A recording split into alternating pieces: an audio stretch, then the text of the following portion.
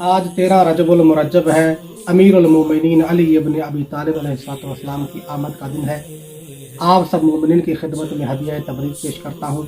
اور پیغمبر اکرم صلی اللہ علیہ وآلہ وسلم کا ایک نادر فرمان آپ کی خدمت میں پیش کرتا ہوں۔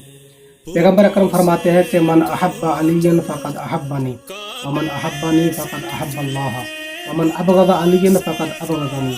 ومن آذى علی فقد آذانی ومن آذانی فقد آذى اللہ۔ پیغمبر فرماتے ہیں کہ جس نے علی سے محبت کی اس نے مجھ سے محبت کی، اور جس نے مجھ سے محبت کی اس نے اللہ سے محبت کی، جس نے علی سے بغض رکھا اس نے مجھ سے بغض رکھا، اور جس نے مجھ سے بغض رکھا اس نے اللہ سے بغض رکھا، اور جس نے علی کو اذیت دی اس نے مجھے اذیت دی، اور جس نے مجھے اذیت دی گویا کہ اس نے اللہ کو اذیت دی۔ یعنی در حقیقت پیغمبر اکرم صلی اللہ علیہ وآلہ وسلم فرمانا یہ چاہتے ہیں کہ علی کی محبت اللہ کی محبت کا سبب بنتی ہے،